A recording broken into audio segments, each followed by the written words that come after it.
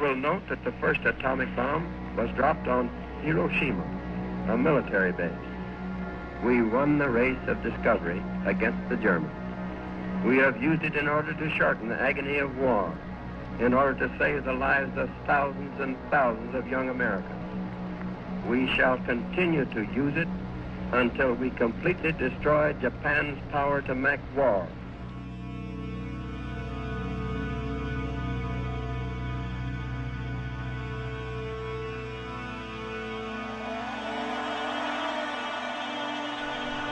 August 6th, 1945.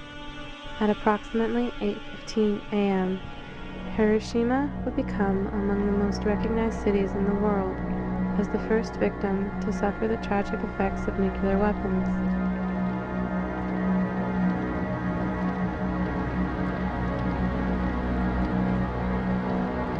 The chilling remains of the Prefectural Industrial Promotional Hall, now known as the A-Bomb Dome, serves as an unsettling reminder of the destruction long past. 600 meters above the sky, a bomb exploded with the effect of 16,000 tons of dynamite. Tens of thousands died instantaneously, and those who survived the initial blast favored the dead as the fortunate ones. A raging inferno engulfed the city, claiming even more lives in its deadly wake.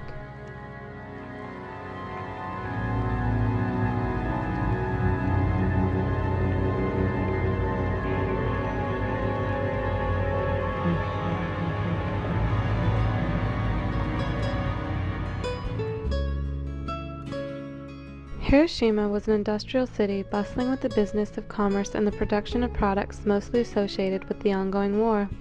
The city's center contained numerous concrete reinforced buildings and other lighter structures. The city was a congested one. Tightly packed wooden houses with tile roofs were interspersed with wooden workshops around the city. Other larger factories lined the outskirts.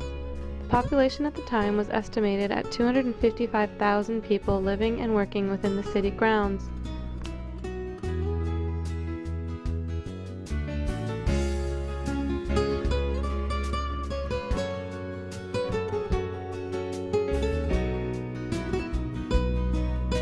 Washington had several reasons for choosing Hiroshima.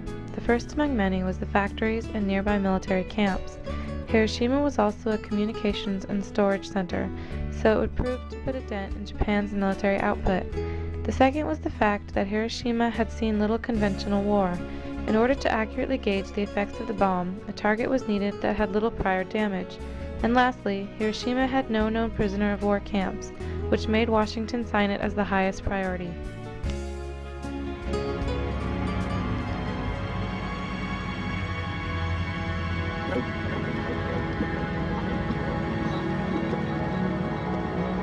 On the morning of August 6, 1945, the hustling city began as normal.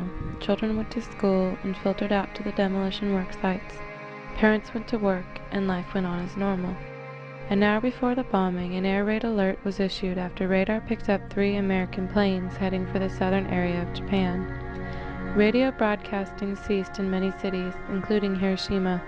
Though by 8 o'clock a.m., the alert was dismissed by the Hiroshima radar operator when it was discovered the number of planes was too small to waste military efforts on. At 8:15, the B-29 bomber, the Enola Gay, accompanied by the great artiste and the necessary evil, dropped the atomic bomb above its intended target, and the result was devastating. The consequential cloud was visible for over 100 miles.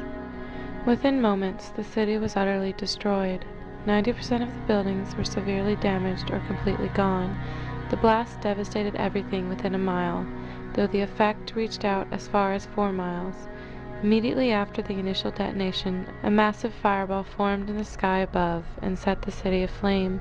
The wooden houses fueled the fire into a raging inferno that trapped many of the bewildered survivors of the initial blast. Stories of family members desperately digging to save their trapped loved ones, only to be forced to abandon them to their fiery fate when they couldn't dig quickly enough. People whose skin and clothing had been seared off by the violent blast. Their burnt skin draped about their bodies like tattered rags, wandered the streets bewildered and begging for water. The school children able to make it home to their parents and die within their loving care. These are the tragic stories the Museum of Hiroshima is filled with. It is for them that this museum gives voice. Shoes, bags and books, clothing, and other belongings of victims now rest within the Peace Memorial Museum as a lasting reminder of the horrors the bomb inflicted. Many of those whose possessions these once were did not survive to tell their stories.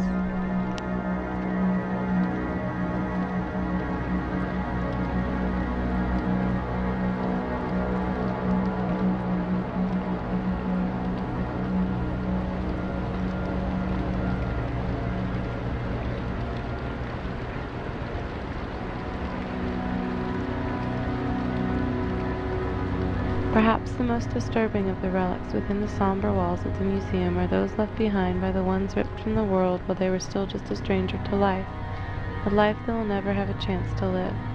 This tricycle belonged to Shinichi Tetsutani, then 3 years old.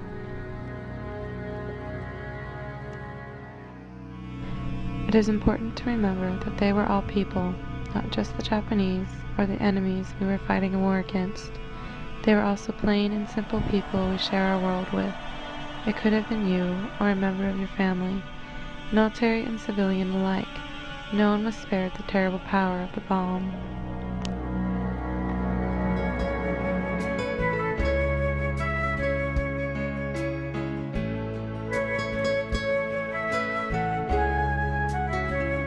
Hiroshima today is not what you would expect to find after a nuclear disaster. The only evidence the bomb was ever dropped rests in the center of the city, where once the hypocenter of the explosion was located. The Peace Memorial Park and Museum have been erected in the remembrance of lives lost and to protest further nuclear testing on any level.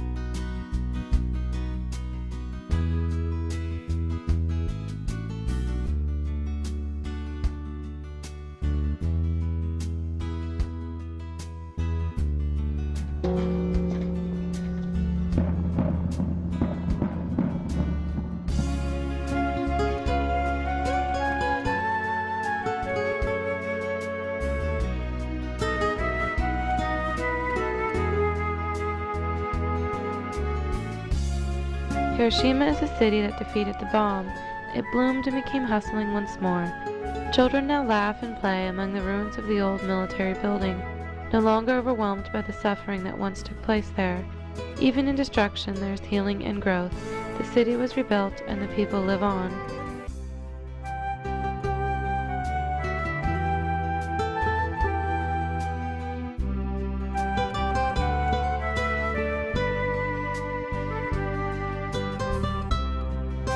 Amid the city are the scattered ruins of old buildings and trees that survived the bomb and the decades.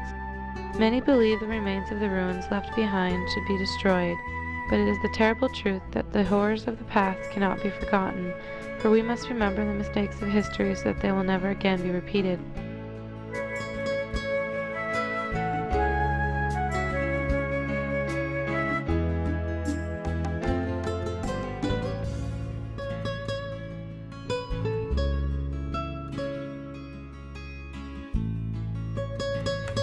The atomic bomb dropped in Hiroshima created enormous suffering at the time, of course, but it continues to cause suffering today among those who were exposed.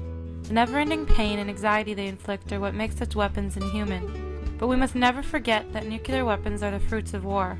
Japan, too, with colonization policies and wars of aggression, inflicted incalculable and irreversible harm on the people of many countries. We must reflect on war and the causes of war, not just nuclear weapons. We must learn the lessons of history that we may learn to identify and avoid the paths that lead to war.